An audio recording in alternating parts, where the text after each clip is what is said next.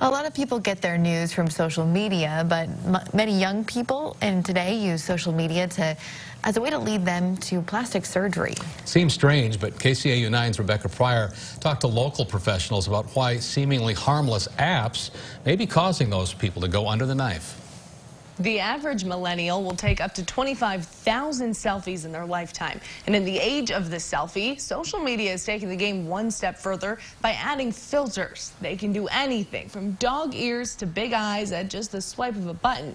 But what might seem like harmless fun, experts say could actually be damaging to a person's self-esteem. When you sit down in a salon chair, an experienced hairdresser knows it's about more than just your outward beauty. You definitely deal with people's insecurities and emotions and concerns.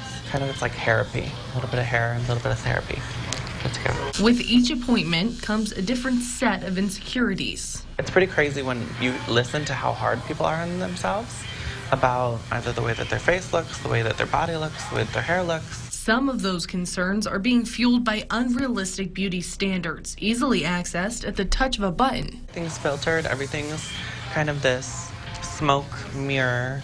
You know, this is the real me, when in reality you don't look, those people don't even look anything like themselves. That's all fake. A little adjusting on Facetune can smoothen out skin and make teeth look whiter and lips bigger. These filters and edits have become common, altering people's perceptions of themselves. It's created a huge pressure to look a certain way. We always have to worry a little bit about why is a person really doing it, and more importantly, are we going to be able to meet their expectations?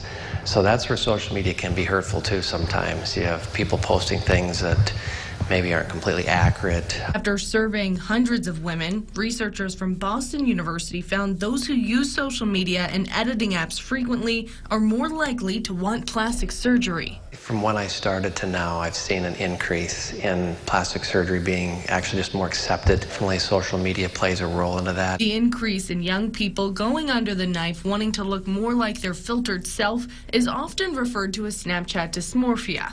Although almost all social media apps have a filter option. Looking at the filter, saying, well, that's how I could look, I think starts them down the road, like, okay, if I can maybe tweak this or tweak that and maybe change this or change that. Definitely a lot of body dysmorphia issues with social media when you're visually shown what you can look like and what you want to look like, and then in reality that's not what you look like. That can be really difficult. Another influence of social media on personal image is the exposure of procedures like nips, tucks, and plumps. It's more accepted because people get online or get on the different media outlets and see, well, this person did it. And people say, hey, she had good results, so why don't I try the same thing? It's shared a lot more than it has ever before. And so when it comes to plastic surgery and things like that are more kind of taboo in American culture, it's just people see it a lot more and it's visually more entertaining than it was before. Hoping to taper the ever-growing expectations to look flawless, doctors make sure they get to the root of why someone wants a certain procedure. Sometimes it's interesting what people will say, whether they decided they wanted to do it because they're taking selfies and they noticed something and now that bugs them when before it didn't. I like doing cases that I know when I'm done they're going to be super happy.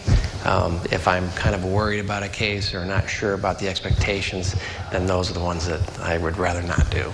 I'm a big advocate for doing whatever you want to do to make yourself feel better. It's about enhancing who you are. It's not about changing who you are. Everyone's so hard on themselves. Like, love yourself a little bit more. Not all plastic surgery is bad or unhealthy. Surgeons recommend that you give yourselves time to mull over surgery decisions before doing something that you might regret later. Rebecca Pryor, KCAU-TV News.